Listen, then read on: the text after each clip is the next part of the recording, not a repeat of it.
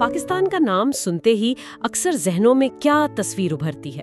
شاید عدم استحکام، معاشی مشکلات، دہشت گردی، ایک بحرانی ریاست والی تصویر ہے نا؟ جی ہاں۔ لیکن کیا یہ تصویر مکمل ہے؟ کیا یہ لیبل پاکستان کی پوری حقیقت بیان کرتا ہے؟ یہ سوال بہت اہم ہے اور آج ہم اسی کی تہہ تک پہنچنے کی کوشش کریں گے۔ مطلب پاکستان کو ایک مختلف زاویے سے دیکھنا، خاص طور پر معروف سفارتکار دانشور ڈاکٹر ملیحہ لودھی کی کتاب ہے Pakistan beyond the crisis state, جی، اور ان کے جو حالیہ تجزیے ہیں ان کی روشنی میں یہ صرف ایک ملک کا معاملہ نہیں، بلکہ یہ سمجھنے کی کوشش ہے کہ ایک ریاست اتنے چیلنجز کے باوجود کیسے قائم رہتی ہے۔ اور ہمارے پاس جو مواد ہے اس میں ڈاکٹر لودھی کی اپنی گفتگو بھی ہے، ان کی کتاب پر اہم تبصرے بھی ہیں جیسے اسمال وارز جرنل اور ڈے اسپرنگ کے، جی، اور دیگر متعلقہ مزارو۔ اور خاص بات یہ ہے کہ ان میں پاکستانی ماہرین جیسے عائشہ جلال، شجاع نواز، احمد رشید، عشرت حسین، ان سب کے نقطے نظر بھی شامل ہیں۔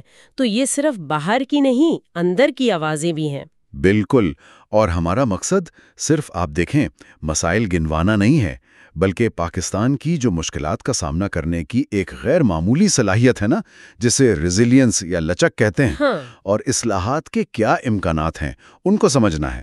ہم طرز حکمرانی سے لے کر معیشت، معاشرت، خارجہ پالیسی، ان سب کا ایک گہرائی میں جائزہ لیں گے تاکہ ایک زیادہ واضح تصویر سامنے آ سکے۔ ٹھیک ہے، تو آئیے شروع کرتے ہیں اس مرکزی تضاد سے جسے ڈاکٹر لودھی نے بہت نمایاں کیا ہے، ریاست کمزور، معاشرہ مضبوط۔ یہ سننے میں ویسے بہت دلچسپ لگتا ہے۔ جی، اس کا عملی مطلب کیا ہے؟ کیا یہ صرف نااہل حکمران طبقے اور ایک بہت متحرک عوام کے درمیان فرق ہے؟ یہ پاکستان کی کہانی کا ایک بنیادی نقطہ ہے۔ دیکھیں، ڈاکٹر لودھی اپنی گفتگو میں اس کی مثالیں بھی دیتی ہیں۔ ریاست کی سطح پر ہمیں گورننس کے آپ کہہ لیں سنگین مسائل نظر آتے ہیں۔ پالیسیوں پر عمل درآمد میں کمزوری ہے، بعض اوقات تو واضح نااہلی بھی ہے۔ جی، لیکن اس کے بالکل برعکس اگر آپ معاشرتی سطح پر دیکھیں تو وہاں ایک زبردست قسم کی توانائی ہے، مسائل سے نمٹنے کی صلاحیت ہے، ایک خود انحصاری نظر آتی ہے۔ اس کی کوئی ٹھوس مثالیں ہیں ذرائع میں جہاں معاشرہ ریاست کی کمزوریوں پر غالب آیا ہو؟ جی ہاں، بالکل۔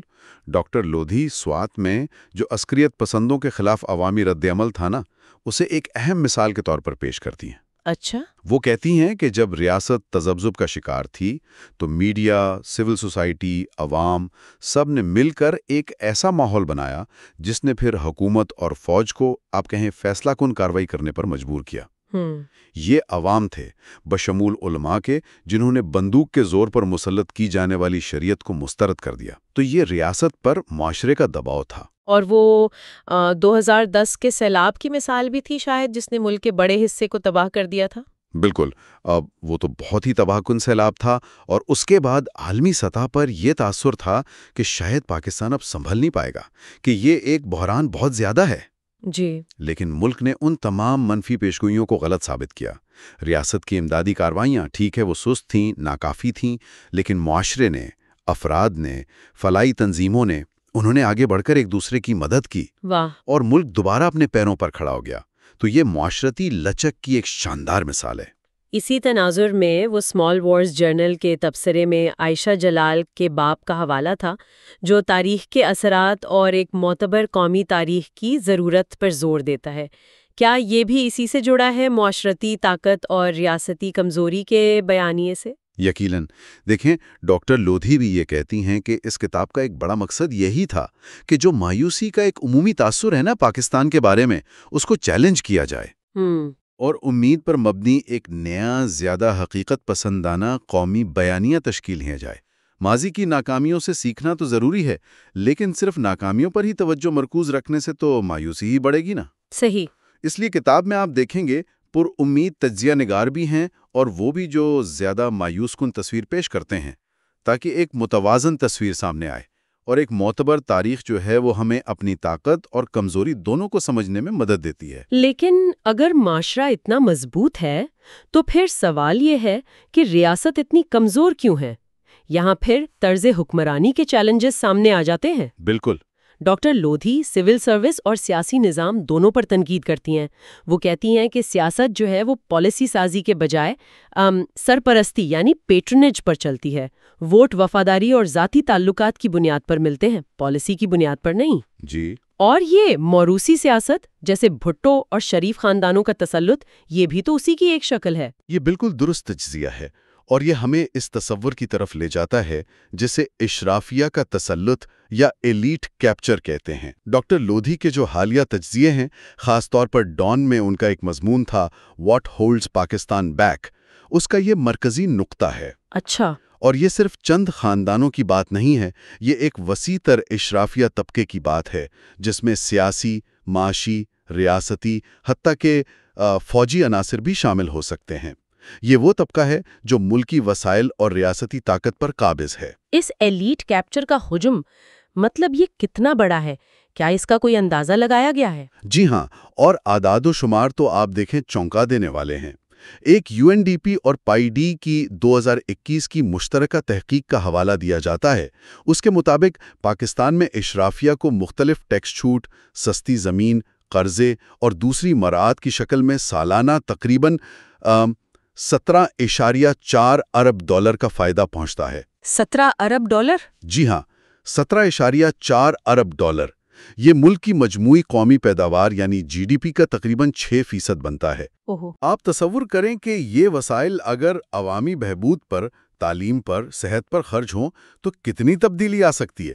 اور یہی طبقہ ہے جو حقیقی اصلاحات جیسے زرعی اصلاحات ہیں یا ٹیکس کے نظام میں بنیادی تبدیلیاں ان کی راہ میں سب سے بڑی رکاوٹ بنتا ہے۔ یہ تو واقعی بہت سنگین صورتحال ہے، اور اسی سے جڑا ہوا پھر وہ سول ملٹری تعلقات کا پیچیدہ معاملہ آ جاتا ہے۔ جی، کتاب میں شجاع نواز اور سعید شفقت کے ابواب اس پر بات کرتے ہیں۔ وہ فوج کے کردار، سویلین بالادستی کی ضرورت اور 2008 کے بعد تعلقات میں کچھ بہتری کے رجحانات کا بھی ذکر کرتے ہیں۔ لیکن کیا یہ بھی اسی اشرافیہ کے تسلط والے فریم ورک میں فٹ ہوتا ہے؟ بالکل ہوتا ہے۔ یہ تعلقات پاکستان کی جو طاقت کی ساخت ہے نا، اس کا ایک اہم ستون ہے۔ اگرچہ سول بالادستی کی بات تو کی جاتی ہے اور 2008 کے بعد کچھ پیش رفت ہوئی بھی، لیکن ڈاکٹر لودھی اپنے حالیہ مضامین میں اسی طرف اشارہ کرتی ہیں کہ اکثر سیاسی اور فوجی اشرافیہ کے مفادات ایک دوسرے سے جڑ جاتے ہیں۔ وہ مل کر اس سٹیٹس کو برقرار رکھنے کی کوشش کرتے ہیں جو ان دونوں کے لیے فائدہ مند ہو۔ اسی لیے حقیقی ادارہ جاتی اصلاحات لانا بہت مشکل ہو جاتا ہے۔ ڈاکٹر عشرت حسین کا باب اداروں کی تنظیموں کی بات کرتا ہے، اور ڈاکٹر لودھی خود بھی، جیسے مردم شماری کی بنیاد پر انتخابی حلقہ بندیوں جیسی اصلاحات ہیں، ان پر زور دیتی ہیں تاکہ سیاسی نظام زمینی حقائق کی بہتر عکاسی کر سکے۔ اور اب ڈاکٹر لودھی بحران سے بھی آگے بڑھ کر کثیر الجہتی بحران یا پولی کرائسس کی اصطلاح استعمال کر رہی ہیں۔ اس کا کیا مطلب ہوا؟ پولی کرائسس کا مطلب ہے کہ ملک کو ایک ہی وقت میں کئی بحرانوں کا سامنا ہے۔ معاشی بحران ہے، سیاسی ہے، سیکیورٹی کا ہے، ماحولیاتی ہے۔ اور یہ بحران الگ الگ نہیں ہیں، بلکہ یہ ایک دوسرے سے جڑے ہوئے ہیں اور ایک دوسرے کو مزید بگاڑ رہے ہیں۔ اچھا۔ تو یہ صورتحال کو پہلے سے کہیں زیادہ پیچیدہ اور آپ کہہ لیں خطرناک بنا دیتا ہے۔ یہ تو سیدھا ہمیں معاشی بحران کی طرح لے جاتا ہے۔ مسائل تو خیر واضح ہی ہے، بڑا مالیاتی خسارہ ہے، عوامی مالیات کا ناقص انتظام ہے، توانائی کا بحران ہے جس کا ذکر ضیاء العداد نے اپنے باب میں کیا ہے، اور اسے معاشی بحالی کی راہ میں سب سے بڑی رکاوٹ بھی قرار دیا ہے۔ جی، توانائی کا بحران واقعی ایک بہت بڑا مسئلہ ہے، خاص طور پر جب ملک میں بجلی پیدا کرنے کی صلاحیت تو موجود ہے، لیکن اس کا جو تقسیم کا اور قیمتوں کا نظام ہے وہ ناقص ہے۔ لیکن یہاں بھی ڈاکٹر لودھی ایک دلچسپ نقطہ اٹھاتی ہیں۔ وہ کیا؟ وہ کہتی ہیں کہ ان تمام شدید میکرو اکنامک بحرانوں کے باوجود، بار بار IMF کے پاس جانے کے باوجود، پاکستان کی معیشت کبھی مکمل طور پر تباہ نہیں ہوئی۔ بنیادی ڈھانچہ اگرچہ شدید دباؤ میں ہے، لیکن پھر بھی کسی نہ کسی طرح کام کر رہا ہے۔ یہ بھی آپ دیکھیں کسی حد تک معاشی لچک کی نشاندہی کرتا ہے۔ تو کیا اس معاشی منظر نامے میں کوئی امید کی کرن بھی ہے؟ کیا ذرائع کسی مثبت پہلو یا امکان کی نشاندہی کرتے ہیں؟ جی ہاں، کئی امکانات کا ذکر ہے۔ اول تو پاکستان کا جو اسٹریٹجک محل وقوع ہے، جیسا کہ بکی کے خلاصے میں بھی ذکر ہے، وہ ایک بہت بڑا اثاثہ ہے اگر اسے دانشمندی سے استعمال کیا جائے۔ دوم کتاب میں میکال احمد اور مدثر مظہر ملک کے ابواب ہیں جو معاشی اصلاحات کی ضرورت اور پاکستان کی جو بنیادی صلاحیت ہے اس پر زور دیتے ہیں۔ زراعت اور صنعت میں ترقی کی بے پناہ گنجائش ہے۔ ٹھیک۔ سوم ٹیکس اصلاحات جن پر ڈاکٹر لودھی اور محسن حامد دونوں زور دیتے ہیں وہ کلیدی حیثیت رکھتی ہیں۔ اگر ٹیکس کا دائرہ وسیع کیا جائے اور خاص طور پر جو اشرافیہ کو چھوٹ دی گئی ہے وہ ختم کی جائے تو مالیاتی صورتحال ڈرامائی طور پر بہتر ہو سکتی ہے۔ محسن حامد کا ذکر آیا، ان کا باپ پاکستان کیوں قائم رہے گا، یہ سماجی حرکیات اور شناخت کے سوالات سے بھی جڑتا ہے نا؟ جی بالکل۔ تعلیم کا شعبہ جیسا پہلے بھی ذکر ہوا چیلنجز کا شکار ہے۔ معید یوسف اور شانزہ خان کے ابواب اسے ایک اسٹریٹجک ضرورت اور بنیادی حق قرار دیتے ہیں۔ تعلیم اور صحت جس کے چیلنجز کا ذکر بک خلاصے میں بھی ہے، یہ سماجی ترقی کے لیے انتہائی اہم ہے۔ جی۔ لیکن یہاں بھی ایک دوہرا پہلو ہے۔ ایک طرف تو وسائل کی کمی ہے، معیار کے مسائل ہیں، رسائی کے مسائل ہیں۔ جی۔ دوسری طرف پاکستان کی جو نوجوان آبادی ہے جی۔ جسے ڈیموگرافک ڈیویڈنڈ کہتے ہیں وہ ایک بہت بڑا اثاثہ ہے۔ اگر ان کروڑوں نوجوانوں کو اچھی تعلیم، صحت اور روزگار کے مواقع مل جائیں جی۔ تو یہ ملک کو ترقی کی شاہراہ پر ڈال سکتے ہیں۔ لیکن اگر انہیں نظر انداز کیا گیا تو یہی نوجوان آبادی سماجی بے چینی اور عدم استحکام کا باعث بھی بن سکتی ہے۔ یہ تو بہت اہم نقطہ ہے۔ اچھا، شناخت کا سوال بھی ہمیشہ سے اہم رہا ہے۔ اکبر ایس احمد وہ جناح کے ویژن پر روشنی ڈالتے ہیں، کیا یہ سیکولر ریاست تھی یا مذہبی، بمقابلہ مودودی کا تصور جس کا ذکر SWJ تبصرے میں ہے؟ جی۔ محسن حامد شاید پاکستان کے تنوع کو ہی اس کی بقا کی وجہ قرار دیتے ہیں۔ زیاد حیدر کا نظریہ اور اسلام کے کردار پر بھی باب شامل ہے۔ یہ مختلف آوازیں کیا ظاہر کرتی ہیں؟ یہ ظاہر کرتی ہیں کہ پاکستان میں قومی شناخت پر، ریاست کے کردار پر اور مستقبل کی سمت پر کوئی ایک آپ کہیں متفقہ بیانیہ نہیں ہے۔ یہ بحثیں جاری ہیں اور یہ ایک صحت مند معاشرے کی علامت بھی ہو سکتی ہیں۔ یہ تنوع جیسا کہ محسن حامد نے اشارہ کیا بالوقت ایک چیلنج بھی ہے، خاص طور پر انتہا پسندی کے خطرات کے ساتھ، اور ایک طاقت بھی اگر اسے مثبت انداز میں استعمال کیا جائے۔ انتہا پسندی اور سلامتی کے چیلنجز کی بات کریں تو یہ تو ایک سنگین مسئلہ رہا ہے۔ اس کی جڑیں کہاں ہیں؟ وہ بکی خلاصہ سوویت افغان جنگ کی میراث کا ذکر کرتا ہے۔ جی۔ اور حالیہ واقعات جیسے پنجاب کے گورنر سلمان تاثیر اور اقلیتی وزیر شہباز بھٹی کے قتل، جن کا ذکر ڈاکٹر لودھی نے اپنے سوال و جواب سیشن میں کیا، وہ اس خطرے کی سنگینی کو ظاہر کرتے ہیں۔ انتہا پسندی بلا شبہ ایک بڑا چیلنج ہے جس کی جڑیں پیچیدہ اور گہری ہیں۔ تاہم یہ بھی اہم ہے کہ ذرائع پاکستان کی جو انسداد دہشت گردی کی کوششیں ہیں ان کو بھی تسلیم کرتے ہیں۔ اچھا؟ جی، فوجی آپریشنز جیسے ضرب عضب اور رد فساد نے دہشت گرد تنظیموں کے نیٹ ورکس کو کافی حد تک کمزور کیا ہے۔ سوات میں قائم سباؤن جیسا مرکز ہے جو انتہا پسندی سے متاثرہ نوجوانوں کو معمول کی زندگی کی طرف واپس لانے کی ایک منفرد کوشش ہے۔ بین الاقوامی سطح پر FATF کی شرائط پوری کرنے کے لیے مالیاتی نگرانی کے نظام کو بہتر بنانے کی کوششیں بھی کی گئی ہیں۔ زاہد حسین کا باب بھی عسکریت پسندی سے نمٹنے کی مختلف حکمت عملیوں کا جائزہ لیتا ہے۔ اسی سیکیورٹی کے تناظر میں اسامہ بن لادن کے ایبٹ آباد واقعہ کا ذکر وہ تو ناگزیر ہے۔ ڈاکٹر لودھی نے اس پر سوال و جواب سیشن میں بات کی تھی۔ اس حوالے سے ذرائع میں کیا مختلف نقطہ نظر سامنے آئے؟ یہ ایک بہت ہی حساس معاملہ تھا۔ بالکل بہت حساس۔ اس واقعے نے پاکستان کے لیے کئی مشکل سوالات کھڑے کیے۔ ذرائع کے مطابق ڈاکٹر لودھی نے انٹیلیجنس کی ناکامی کا تو اعتراف کیا۔ اس پر بحث ہوئی کہ آیا یہ ملی بھگت تھی یا سراسر نااہلی تھی۔ جی۔ عوام میں بھی شدید رد عمل آیا، خاص طور پر ملکی خود مختاری کی خلاف ورزی پر غصہ تھا۔ تاہم ڈاکٹر لودھی نے یہ بھی مشاہدہ کیا کہ بن لادن کی ہلاکت پر پاکستان میں عوامی سطح پر ہمدردی کی کوئی لہر نہیں اٹھی، بلکہ ایک طرح کا سکون محسوس کیا گیا۔ اچھا۔ امریکی صدر اوباما کا بیان بھی تھا کہ انہیں پاکستانی ریاست کی ملی بھگت کا یقین نہیں۔ اس واقعے کی مکمل تحقیقات کی ضرورت پر بھی زور دیا گیا تاکہ حقائق سامنے آ سکیں۔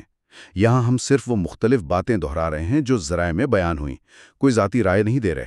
ٹھیک ہے۔ ان تمام داخلی چیلنجز کے ساتھ ساتھ پاکستان کی خارجہ پالیسی کا کردار کیا ہے؟ ڈاکٹر لودھی اپنے حالیہ ڈان مضمون فورن پالیسی ایڈرفٹس میں اس پر کافی تنقید کرتی نظر آتی ہیں۔ جی ہاں، وہ کہتی ہیں کہ پالیسی میں سمت کا فقدان ہے، کوئی طویل مدتی ویژن نہیں ہے، یہ بس واقعات کے رد عمل میں بنتی ہے اور اس میں فوج کا کردار بڑھتا جا رہا ہے۔ یہ ایک نہایت اہم تنقید ہے۔ خارجہ پالیسی جو ہے وہ داخلی استحکام اور ترقی کے لیے کلیدی حیثیت رکھتی ہے۔ کتاب میں بھی اس پر خاصی توجہ دی گئی ہے۔ مثلاً افغانستان کے حوالے سے احمد رشید کا باب ہے جی، جو افغان مسئلے کی پیچیدگیوں اور نیٹو کے انخلاء کے بعد پاکستان کے کردار پر روشنی ڈالتا ہے۔ افغانستان کا استحکام پاکستان کے اپنے مفاد میں ہے۔ ڈاکٹر لودھی نے بن لادن واقعے کے بعد بھی افغانستان میں امریکہ اور پاکستان کے جو مشترکہ مقاصد تھے، جیسے دہشت گردی کا خاتمہ، ان کی نشاندہی کی تھی۔ اور بھارت کے ساتھ تعلقات وہ تو ہمیشہ سے ہی مشکل رہے ہیں۔ جی، رفعت حسین کا باب اسی پر ہے۔ تعلقات کشیدہ ہیں، لیکن وہ بہتری کی جو ممکنہ فوائد ہیں، جیسے تجارت، عوامی رابطہ، ان کو بھی اجاگر کرتے ہیں۔ دوسری طرف فیروز حسن خان کا باب ہے جو جوہری صلاحیت کے ذریعے قائم ہونے والے طاقت کے توازن اور اس کے اثرات کا تجزیہ کرتا ہے۔ چین اور امریکہ، ان کے ساتھ تعلقات کی کیا نوعیت بیان کی گئی ہے؟ چین کو تو ایک کلیدی اسٹریٹجک اتحادی کے طور پر دیکھا جاتا ہے۔ سی پیک اس تعلق کی اہم مثال ہے، لیکن اب اس سے جڑے چیلنجز بھی سامنے آ رہے ہیں، جیسے چینی کارکنوں کی سیکیورٹی کا مسئلہ ہے، مقامی آبادی کے کچھ تحفظات ہیں اور قرضوں کا بوجھ جن کا ذکر ڈاکٹر لودھی نے بھی کیا ہے۔ اور امریکہ؟ امریکہ کے ساتھ تعلقات ہمیشہ سے ہی اتار چڑھاؤ کا شکار رہے ہیں۔ افغانستان سے امریکی انخلاء کے بعد ڈاکٹر لودھی کے مطابق تعلقات ایک نئے موڑ پر ہیں۔ واشنگٹن کی نظر میں شاید پاکستان کی اسٹریٹجک اہمیت کم ہوئی ہے اور تعلقات کی آزر نو تشکیل کی ضرورت ہے۔ ماضی کی امریکی پالیسیوں جیسے پابندیاں، لا تعلقی اور مشرق وسطیٰ میں امریکی کردار کی وجہ سے پاکستان میں شدید اینٹی امریکن جذبات بھی پائے جاتے ہیں۔ ڈاکٹر لودھی نے اپنی گفتگو میں اس کی وجوہات بیان کی، لیکن ساتھ ہی دہشت گردی کے خلاف جنگ جیسے مشترکہ مفادات بھی موجود ہیں۔ منیر اکرم کا باب بھی اسٹریٹجک سکڑاؤں کو روکنے پر بات کرتا ہے۔ تو ان تمام ذرائع کا اگر ہم مجموعی جائزہ لیں تو یہ بات سامنے آتی ہے کہ پاکستان بے وقت شدید چیلنجز، جنہیں اب کثیر الجہتی بحران کہا جا رہا ہے، اور ایک غیر معمولی قسم کے معاشرتی لچک کا حامل ملک ہے۔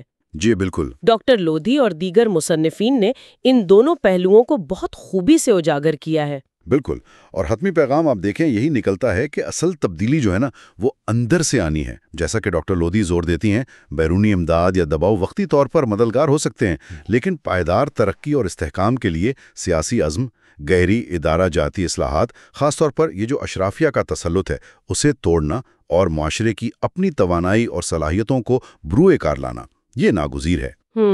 جب تک پالیسی سازی کا محور عوام کی فلاح نہیں بنتا، پاکستان اپنی جو حقیقی صلاحیتیں ہیں ان سے پوری طرح فائدہ نہیں اٹھا پائے گا۔